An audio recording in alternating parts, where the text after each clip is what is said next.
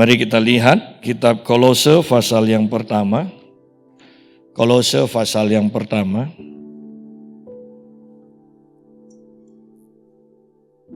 Ayat yang ke-15 mulai. Judulnya adalah keutamaan Kristus. Ia adalah gambar Allah yang tidak kelihatan, yang sulung, lebih utama dari segala yang diciptakan.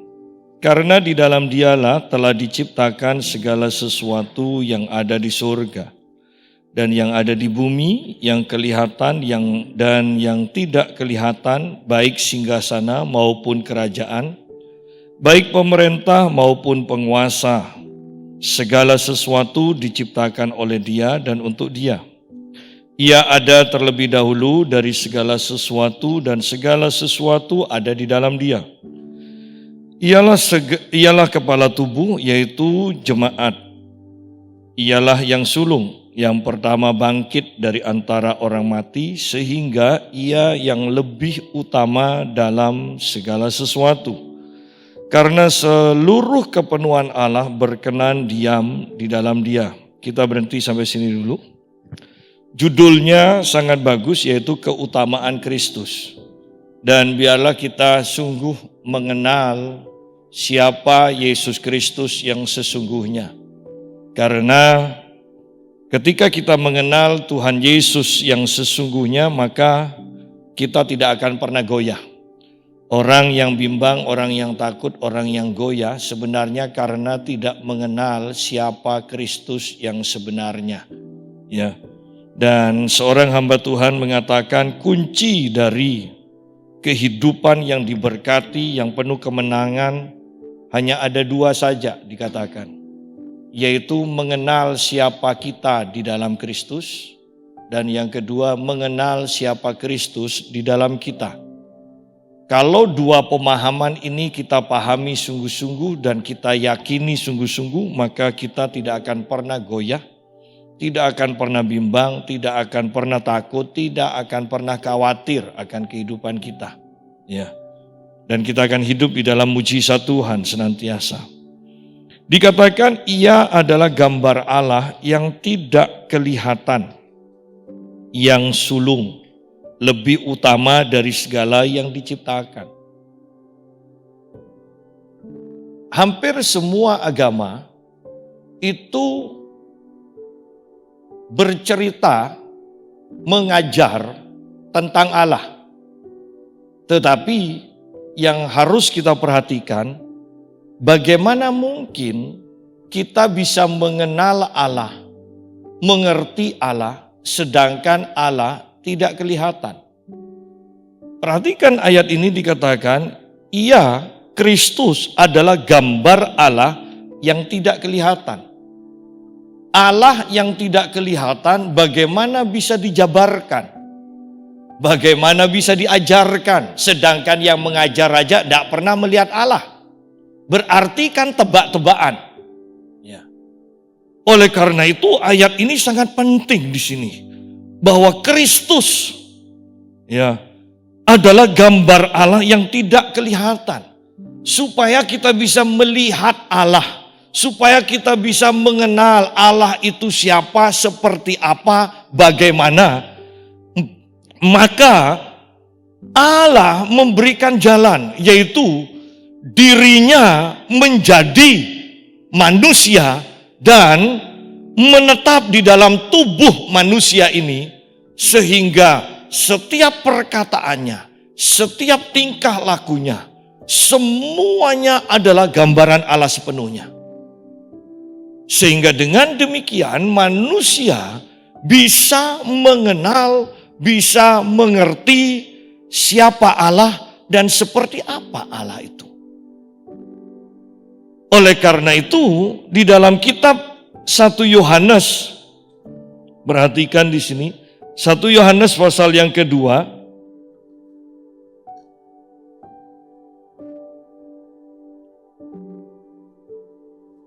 Satu Yohanes pasal yang kedua dikatakan ayat yang ke-6, barang siapa mengatakan bahwa ia ada di dalam Kristus, ia wajib hidup sama seperti Kristus telah hidup. Bayangkan kalau kita tidak mempunyai contoh gambaran.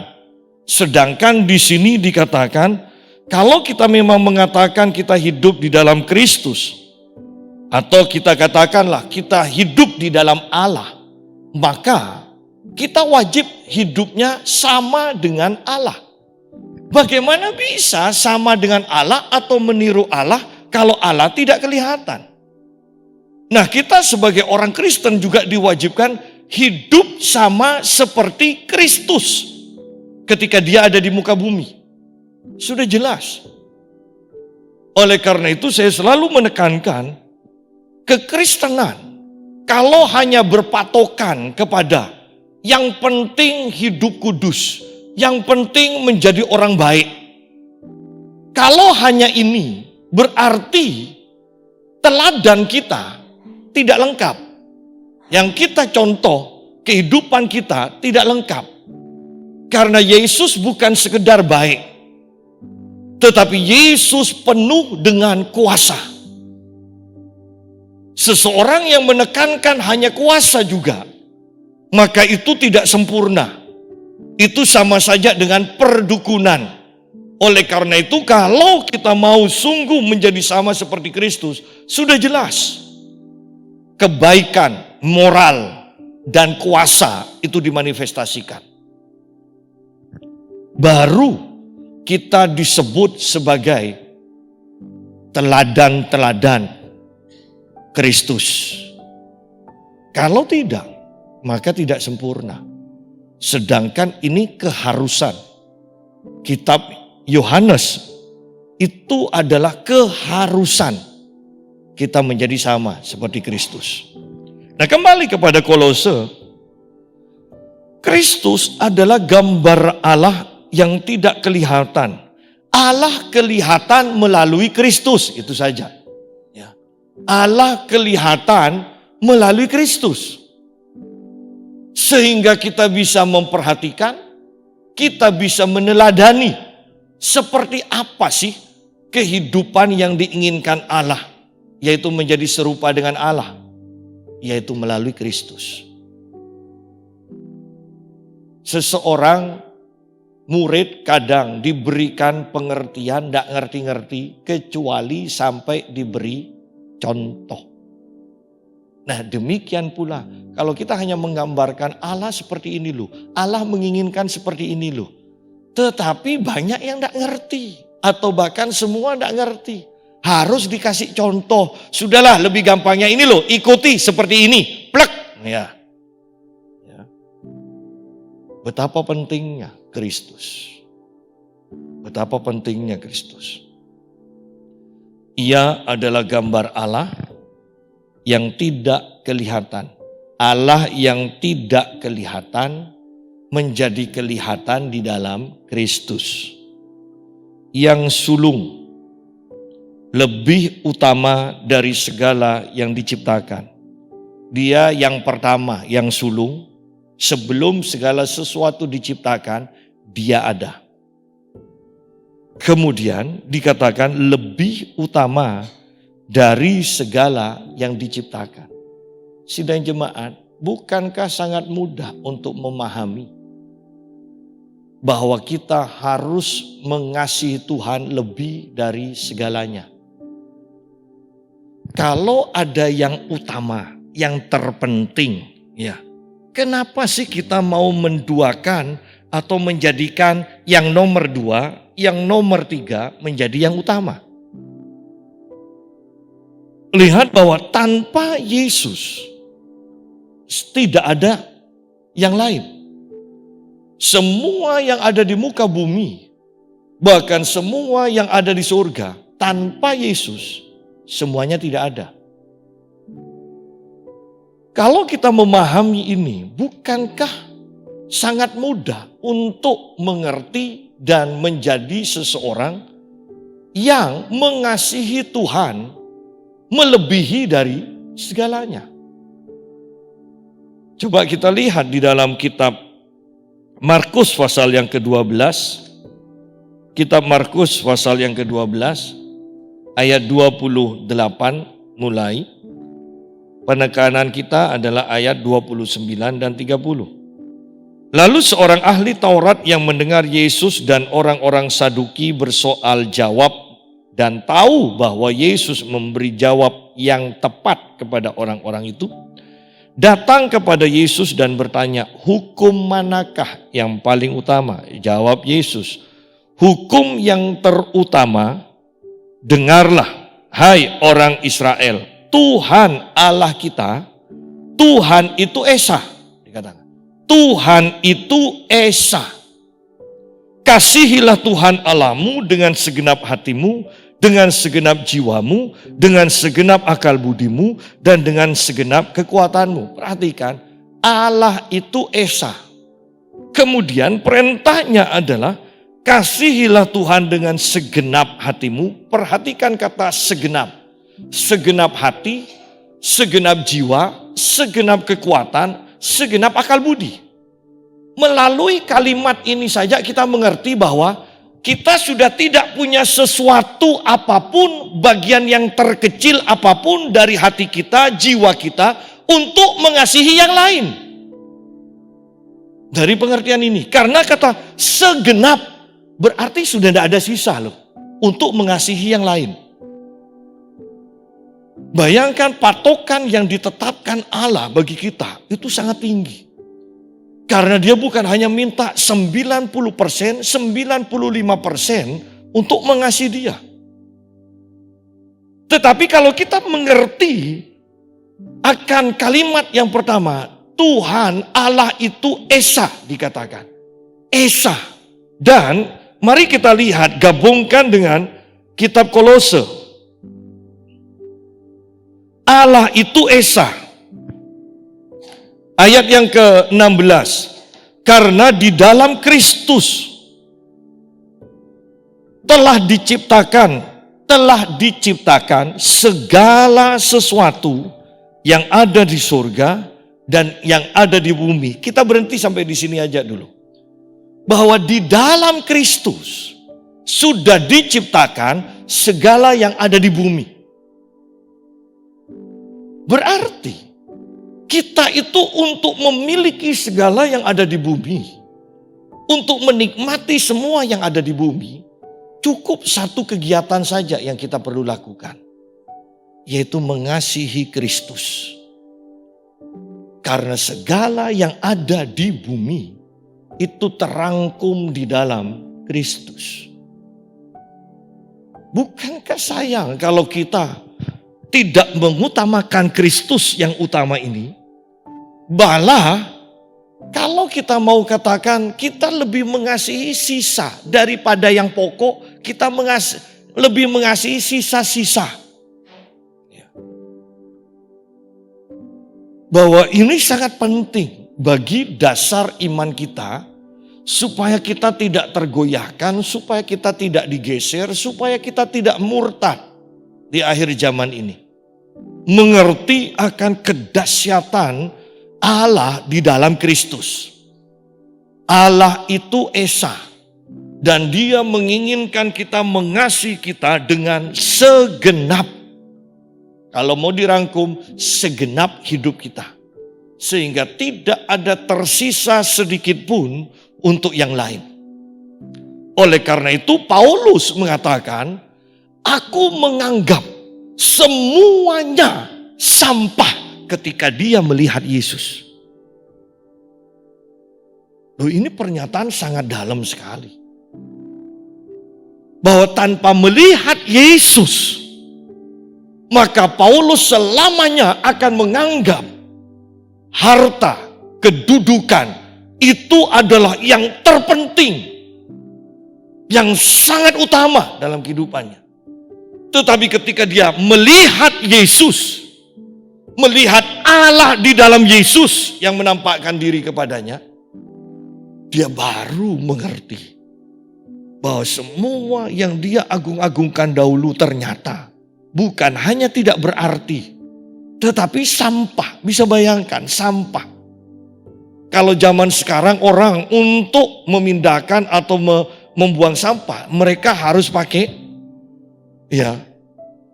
supaya tidak menyentuh sampah itu, karena sampah itu menjijikkan.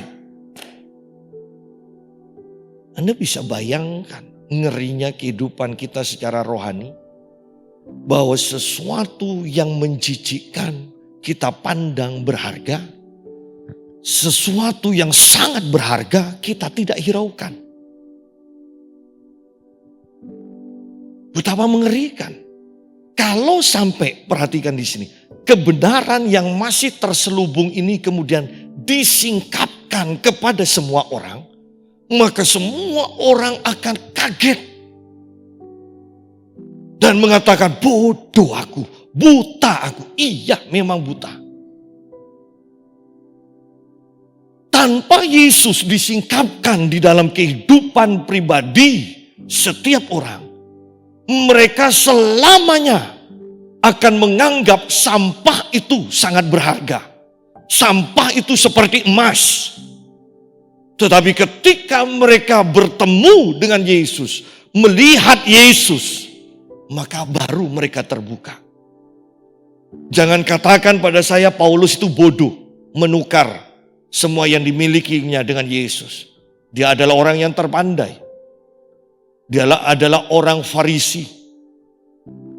Orang Farisi itu hanya segelintir orang yang bisa masuk kepada kalangan Farisi. Itu tidak sampai ratusan. Kalau tidak salah sekitar 40 orang saja.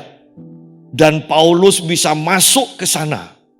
Semuanya sudah 40 tahun ke atas. Paulus satu-satunya.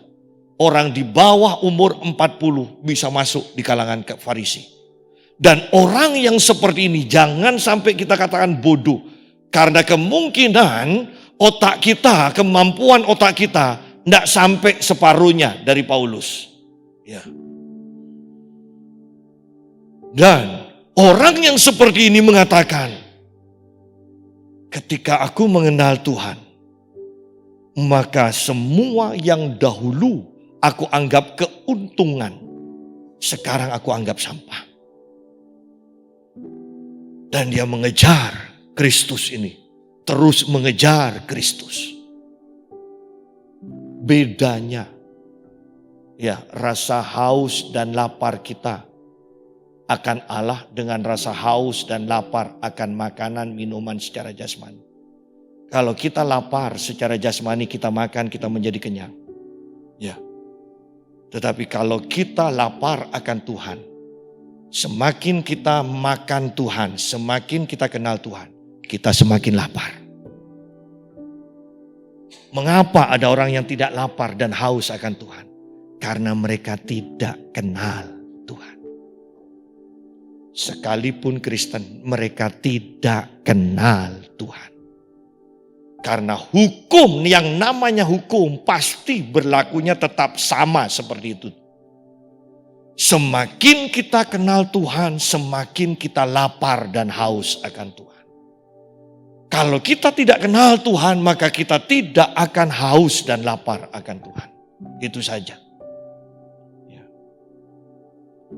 Nah, ayat 16. Karena di dalam Dialah, di dalam Kristus telah diciptakan segala sesuatu.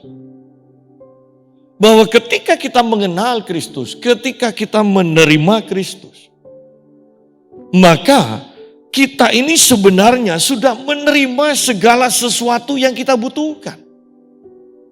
Paulus kepada jemaat di Korintus mengatakan begini, mari kita lihat.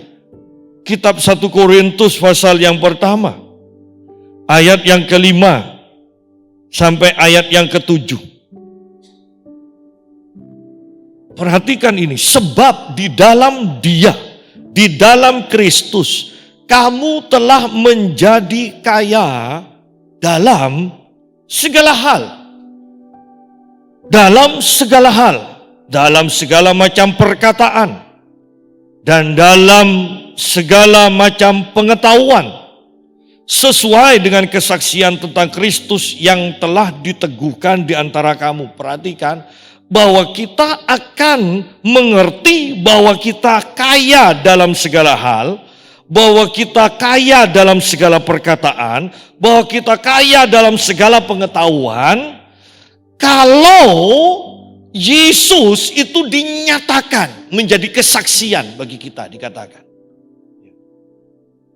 Tanpa Yesus dinyatakan dalam kehidupan kita, maka kita akan selalu mengatakan, aku tidak punya apa-apa, aku tidak bisa apa-apa, aku bukan orang penting.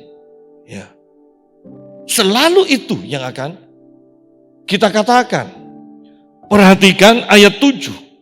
Demikianlah kamu tidak kekurangan dalam suatu karunia pun sementara kamu menantikan pernyataan Tuhan kita Yesus Kristus. Sementara kita hidup ini, sampai nanti Yesus datang kedua kalinya, kita tidak kekurangan satu karunia pun, dikatakan. Yang harus kita pahami tetapi, semua karunia itu ada di dalam Kristus. Semakin kita mengenal Kristus, kita akan semakin mengenal apa yang kita miliki di dalam Kristus. Semakin kita tidak mengenal Kristus, maka kita akan semakin tidak tahu apa-apa tentang apa yang kita miliki. Anda bisa bayangkan Anda kelaparan dan Anda tidak tahu bahwa di lemari makanan Anda ada makanan yang tersedia. Anda tetap akan kelaparan dan bahkan mati kelaparan. Anda bisa bayangkan di lemari Anda punya sertifikat rumah megah dan Anda tidak tahu itu. Maka Anda akan cari utangan untuk ngontrak rumah. Dan bahkan rumah sederhana. Sedangkan Anda sebenarnya mempunyai rumah yang megah. Ini kuasa dari ketidaktahuan membuat kita miskin. Membuat kita takut. Membuat kita memikirkan hal-hal yang jelek. Tidak mampu memikirkan dan melihat hal-hal yang baik yang tersedia di hadapan kita. Sidang jemaat, Tuhan kita baik. Dia yang tidak kelihatan rela merendahkan diri menjadi manusia supaya kita mampu melihat seperti apa Allah itu. Bukan hanya mampu melihat dan mengerti siapa seperti apa Allah itu.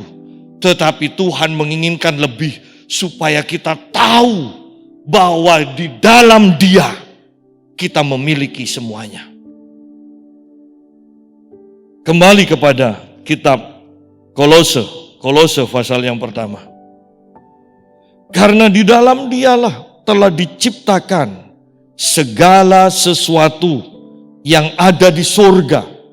Perhatikan, bahkan di surga pun tanpa Kristus tidak ada malaikat.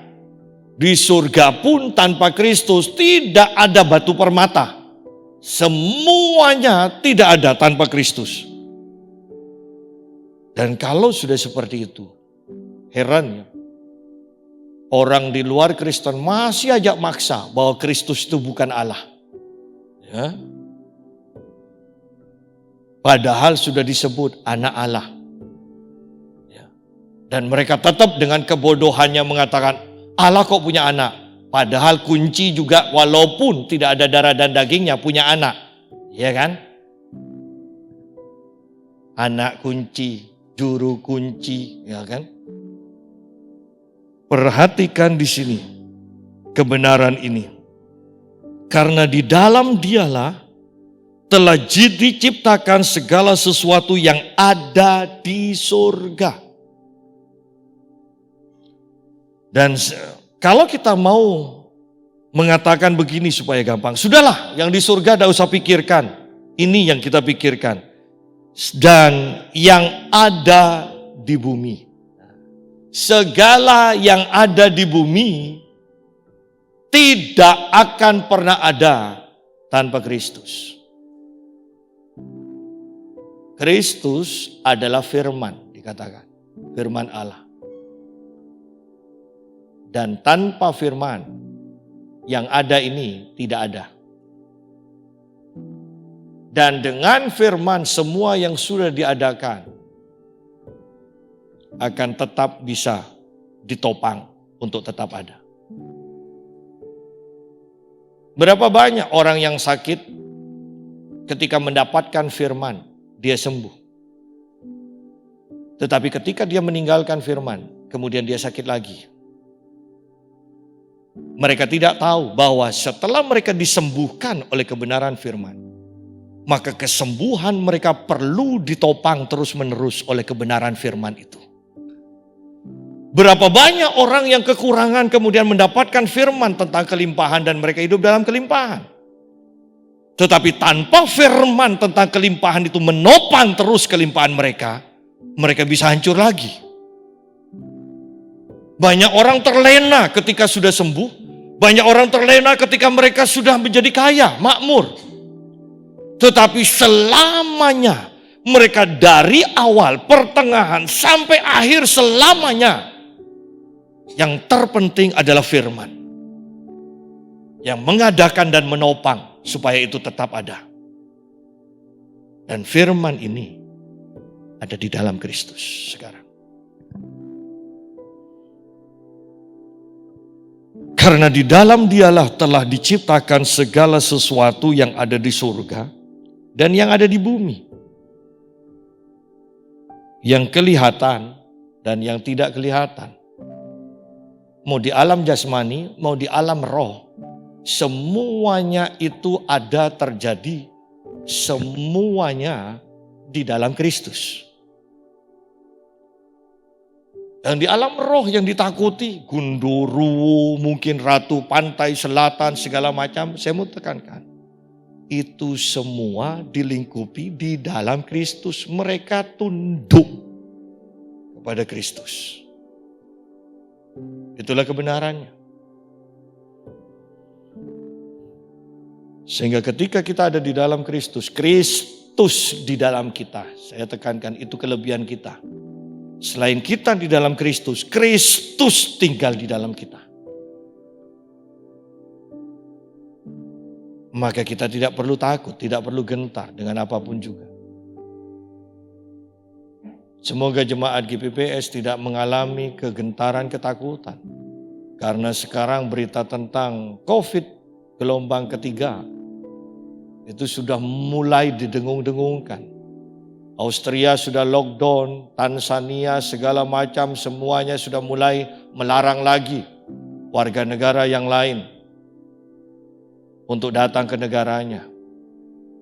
Tetapi herannya sampai sekarang di Israel sekarang mulai dibuka lagi dan saya lihat tidak ada satupun yang pakai masker. Itu di Israel, itu di tembok ratapan. Bayangkan di tembok ratapan tidak ada satupun yang pakai masker.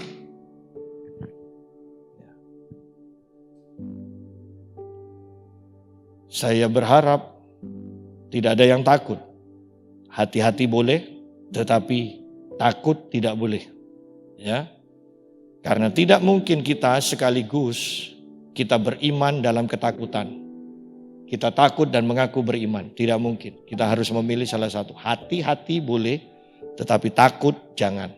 Karena apa yang aku takutkan itu yang akan mendatangi aku. Kata Ayub. Apa yang aku cemaskan itu yang menimpa aku. Oleh karena itu, pikirkanlah yang baik, yang benar, yang mulia, yang sedap didengar, patut dipuji, pikirkan itu. Perhatikan bahwa semua nama tunduk di bawah nama Yesus. Kalau COVID adalah sebuah nama, maka COVID pun tunduk di bawah nama Yesus. Ya. Yang kelihatan dan yang tidak kelihatan, baik singgasana maupun kerajaan, baik pemerintah maupun penguasa, yang tertinggi sekalipun, segala sesuatu diciptakan oleh Dia dan untuk Dia. Bukankah ini luar biasa? Sayang kan kalau yang menciptakan kita singkirkan, kita tidak hiraukan, kita tidak kasihi. Sedangkan ciptaannya dikasihi. Padahal penciptanya, kita mendapatkan satu ciptaan, penciptanya bisa menciptakan lagi ribuan, jutaan, dan sebanyak apa yang kita inginkan. Banyak orang tidak mengerti kebenaran ini. Kenapa? Karena mereka seperti Paulus yang belum melihat Yesus. Tetapi kalau mata rohani kita terbuka, maka kita akan mengutamakan Tuhan. Hanya orang-orang yang terbuka matanya yang melihat Yesus yang bisa meninggalkan segalanya. Ada seorang peragawati yang dulu dari masih muda sudah menjadi peragawati internasional. Trasia atau siapa ya yang agak anti ya. Dan orang kalau tidak ngerti bodoh kok ninggalkan karirnya demi untuk menjadi penginjil. Menjadi hamba Tuhan. Perhatikan, bahkan orang-orang Kristen kalau matanya tidak terbuka, mata rohaninya, lihat, tidak mengenal Tuhan. Mereka justru sebaliknya. Kristus yang sangat berharga ditinggalkan demi karir. Anda perhatikan. Berapa banyak orang Kristen bahkan secara sederhana meninggalkan ibadah demi sesuap nasi. Padahal sesuap nasi hanya berguna untuk kehidupan sekarang. Bahkan mungkin hanya untuk kehidupan hari ini atau setengah bulan. Sedangkan ibadah berguna untuk kehidupan hari ini dan kehidupan kekal yang akan datang. Anda melihat kebodohan demi kebodohan di dalam dunia, bahkan di dalam kekristenan, hanya karena mata rohaninya tidak terbuka. Hanya karena tidak mengenal Kristus. Dan harga dari kebodohan mahal. Kita akan masuk ke neraka. Terlalu mahal. Terlalu mahal. Ingat ini, segala sesuatu diciptakan oleh Dia dan untuk Dia. Jangan menukar yang mencipta dengan ciptaannya. Jangan. Anda bisa bayangkan misalnya seseorang yang menciptakan mobil tercanggih. Mobil tercanggih itu sudah mahal, sangat mahal. Orang kalau tidak kenal kepada orang yang menciptakan, tidak akan menghiraukan, akan mengagumi mobil. Bahkan kalau suruh milih gratis, mereka akan pilih mobil. Karena untuk beli mereka tidak punya uang. Ya. Tetapi seseorang yang pandai, seseorang yang punya perusahaan, seseorang yang kaya, ketika mereka suruh milih mobil dan penciptanya, mereka akan memilih si pencipta.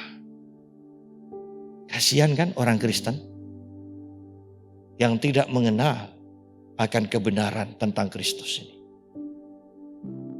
Dan kalau mau jujur, berapa persen sih dari berapa miliar orang Kristen yang mengenal Allah di dalam Kristus ini? Ayat 17. Ditekankan lagi di sini. Ini hanya diulang.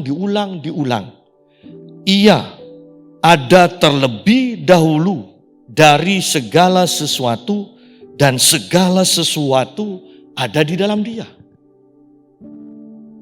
Berarti keutamaan Kristus ini sangat penting. Karena bayangkan dalam satu perikop saja, sepertinya kok hanya ulang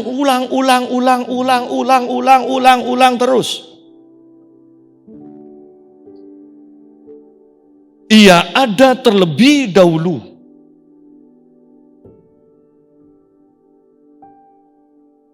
dari segala sesuatu dan segala sesuatu ada di dalam Dia. Seharusnya sebelum kita mengasihi yang lain dari ayat ini, kita sudah mengasihi Yesus. poin penting, start awal itu kan sangat penting kan. Pelari kalau menang start, kebanyakan sudah menang sampai finish.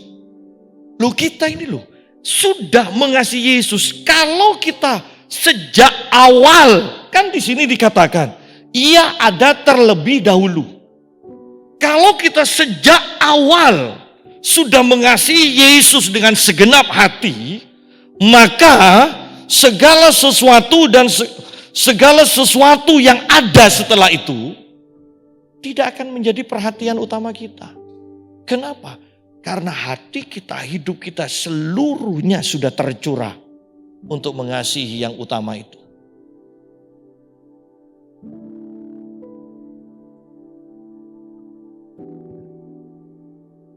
Ayat 18, ialah kepala tubuh, yaitu jemaat. Bukankah Kristus sangat penting? Ia adalah kepala. Kita, jemaat ini adalah tubuh.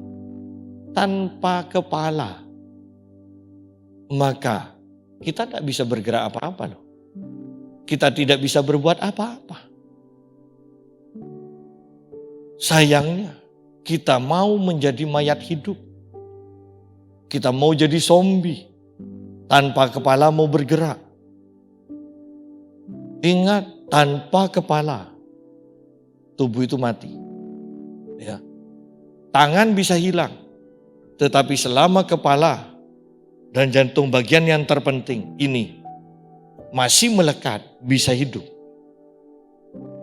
Tetapi kalau kepala potong coba, ya, kita tidak bisa hidup. Tanpa tiang awan dan tiang api, ingat hari Rabu yang lalu, maka semua umat Tuhan pasti mati di padang gurun. Tetapi karena tiang awan dan tiang api, mereka bisa hidup, mereka bisa mencukupi segala kebutuhan, karena Tuhan yang mencukupi. Di sini dikatakan Kristus adalah kepala tubuh, Kristus adalah kepala jemaat. Tanpa Kristus kita ini tidak bisa apa-apa. Tanpa Kristus kita mati. Oleh karena itu Kristus adalah yang utama. Ia adalah kepala tubuh, yaitu jemaat. Ialah yang sulung. Nah, kembali diulang. Ayat 15 mengatakan yang sulung. Sekarang ayat yang ke-18 mengatakan ialah yang sulung. Yang pertama bangkit dari antara orang mati sehingga ia yang lebih utama dalam segala sesuatu. Anda perhatikan ayat-ayat ini selalu diulang. Padahal hukum dari menafsirkan Alkitab adalah kalau kalimat yang sama diulang 2 kali saja, itu sangat penting. Dan kita melihat ini diulang. Yang pertama bangkit. Tidak sampai sekarang tidak ada satupun manusia yang bangkit dengan tubuh kemuliaan. Rohnya mungkin ada di Firdaus, tetapi tubuhnya masih ada di dalam tanah. Hanya Yesus yang memakai tubuh kemuliaan. Baru nanti setelah Yesus datang kedua kalinya, maka semua yang mati akan memakai tubuh kemuliaan. Semua yang hidup akan berganti dengan tubuh kemuliaan. Tetapi untuk sekarang, contoh tubuh kemuliaan hanya di dalam Kristus.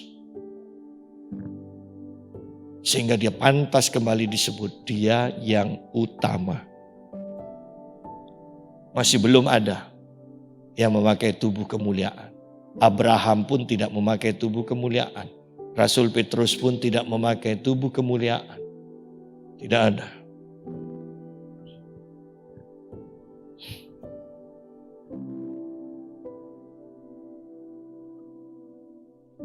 Ayat 19.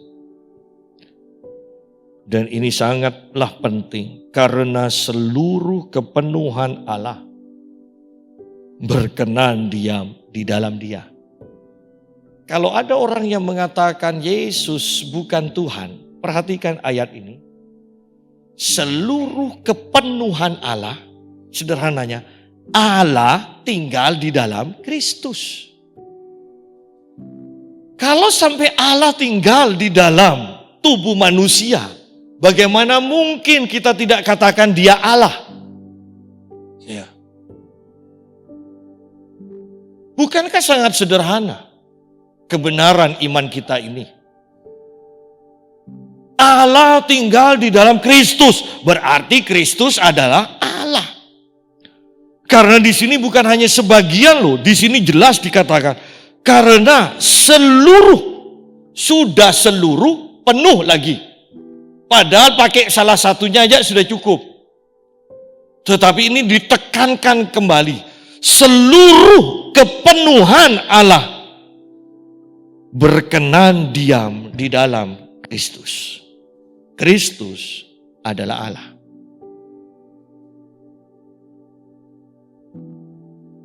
Biarlah kita yang mengerti kebenaran ini akan mengasihi Tuhan lebih dari segalanya. Ayat 20, dan oleh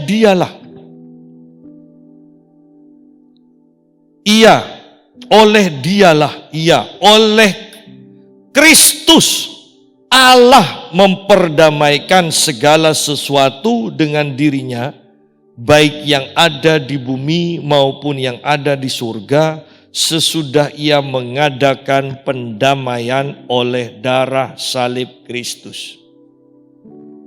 Tanpa Kristus, Allah dan manusia itu bermusuhan. Selamanya adalah musuh. Hanya oleh pengorbanan Yesus mencurahkan darahnya. Oleh darah ini, Allah dan manusia didamaikan. Perhatikan, hanya oleh darah Kristus. Hanya oleh darah Kristus.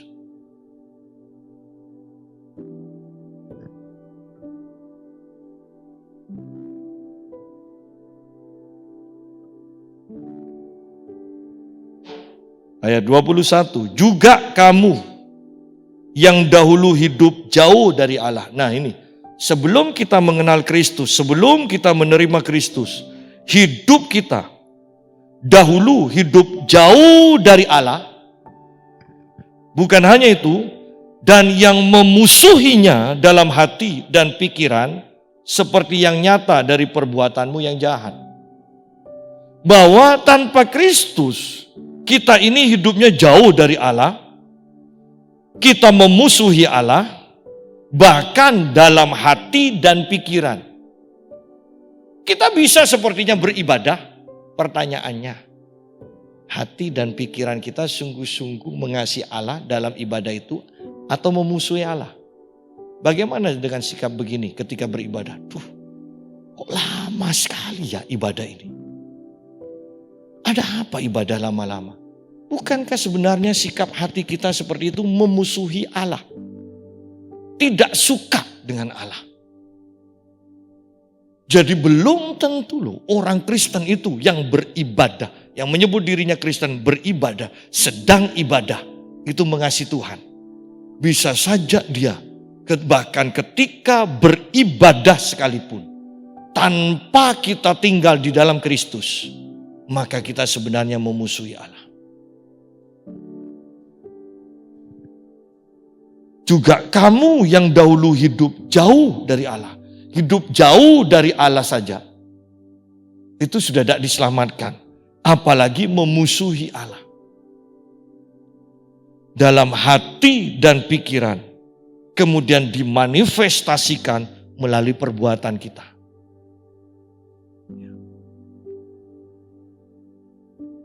Hidup jauh dari Allah, memusuhi Allah, otomatis tidak taat dong. Otomatis dalam melakukan segala sesuatunya bukan berdasarkan pikiran dan kehendak Allah. Kita melakukan apa yang kita kehendaki, apa yang kita pikirkan. Padahal hati dan pikiran kita bermusuhan dengan Allah. Berarti apa yang kita lakukan bertolak belakang dengan apa yang Tuhan ingin kita lakukan. Karena kita bermusuhan.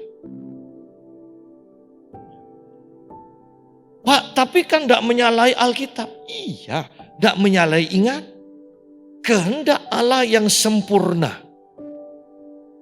Anda harus melakukan seperti yang Allah katakan tepat. Dan waktunya juga tepat. Karena yang sempurna bisa saja perintahnya benar tetapi dilakukan pada waktu yang tidak tepat. Mari kita melihat ini. Betapa pentingnya kita sungguh-sungguh mengenal Allah. Kamu yang dahulu hidup jauh dari Allah dan yang memusuhinya dalam hati dan pikiran seperti yang nyata dari perbuatanmu yang jahat. Ya, nyata dari perbuatanmu yang jahat. Bahwa perbuatan kita adalah manifestasi dari hati dan pikiran kita. Disebut perbuatan jahat karena hati dan pikiran kita memusuhi Allah. Tidak selaras dengan hati dan pikiran Allah.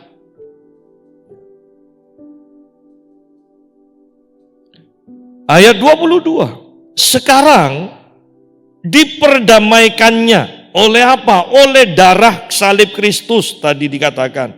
Sekarang diperdamaikannya di dalam tubuh jasmani Kristus oleh kematiannya untuk menempatkan kamu kudus dan tak bercela dan tak bercacat di hadapannya. Jadi tanpa salib Kristus, tanpa penebusan Kristus, tanpa kita tinggal di dalam Kristus, maka kita tidak bisa hidup kudus, tidak bercela, dan tidak bercacat. Bahkan saya mau katakan, kita tidak akan pernah bisa hidup di hadapannya. Apalagi hidup tanpa cacat celah, hidup dalam kekudusan. Banyak orang berusaha untuk menghadap ke hadapan tahta Allah dengan kekuatannya sendiri. Bukan karena karya salib Kristus. Selamanya itu ditolak. Perhatikan, pemikiran ini tidak bisa diterima oleh kebanyakan orang. Karena pemikiran kebanyakan orang yang penting kan baik pasti diterima oleh Tuhan. Tidak. Tuhan punya caranya. Bahwa tanpa salib ini sudah ketetapan. Ini sudah syarat. Yang namanya syarat kan tidak bisa kita mau pakai syarat kita sendiri. Syarat surga itu hanya melalui darah salib Kristus saja. Baru kita bisa tidak bercacat celah menghadap Tuhan di hadapannya. Ingat, ini diperdebatkan, tidak akan habis-habisnya. Karena setiap kita akan bisa menerima secara alami, akan bisa menerima bahwa kebaikan kita mampu mengantarkan kita ke hadapan Allah. Tetapi secara iman kita mengetahui tidak ada perbuatan baik kita yang berkenan kepada Allah. Karena kitab Yesaya mengatakan bahkan perbuatan baik kita adalah seperti kain kotor dikatakan. Ibadah kita seperti kain kotor. Kain kotor itu istilah sekarangnya maaf kata. Itu softtek yang sudah ternoda. Anda bisa bayangkan itu. Itu loh yang disebut kebaikan manusia. Yang mereka pikir bisa layak di hadapan Tuhan. Tanpa darah Yesus. Bahkan Alkitab Perjanjian Lama mengatakan, tanpa darah tidak ada pengampunan dosa. Tanpa darah Kristus, maka selamanya kita menjadi orang tercemar. Tidak layak untuk menghadap Allah. Bahkan tidak mungkin bisa hidup kudus tanpa cacat celah. Hanya dalam Kristus bisa hidup kudus tanpa cacat celah. Hanya di dalam Kristus kita bisa menghadap tahta Allah yang Maha Kudus itu. Ayat 23. Sebab itu, kamu harus bertekun dalam iman. Bertekun dalam iman. Tetap teguh dan tidak bergoncang. Dan jangan mau digeser dari pengharapan Injil yang telah kamu dengar dan yang telah dikabarkan di seluruh alam di bawah langit. Dan yang aku ini Paulus telah menjadi pelayannya. Bagaimana kalau saya sederhanakan ayat 23. Sebab itu kamu harus bertekun dalam iman. Bagaimana kalau diganti? Sebab itu kamu harus tetap di dalam Kristus. Bukankah sama? Sebab itu kamu harus bertekun dalam iman. Tetap teguh. Bagaimana bisa tetap teguh? Kalau di luar Kristus. Mau tetap teguh? Di dalam Kristus. Dan tidak bergoncang. Bagaimana tidak bergoncang? Kalau kita di luar Kristus. Supaya tidak bergoncang, kita harus tetap di dalam Kristus. Dan jangan mau digeser dari pengharapan Injil. Bagaimana tidak digeser kalau kita di luar Kristus? Banyak hal yang kita pandang lebih penting sehingga kita akan tergeser dengan sendirinya. Hanya di dalam Kristus kita tidak akan bergeser. Yang telah kamu dengar dan yang telah dikabarkan di seluruh alam di bawah langit dan yang aku ini Paulus telah menjadi pelayannya. Aku Paulus, pada akhirnya Paulus katakan, aku Paulus telah menjadi pelayannya. Aku Paulus menjadi contoh. Segala sesuatunya dahulu aku anggap penting. Tetapi ketika aku mengenal Kristus, ketika aku mengutamakan Kristus, ketika aku sungguh-sungguh melihat Dia, maka segala sesuatunya aku anggap sampah. Kristus yang lebih utama dari segalanya.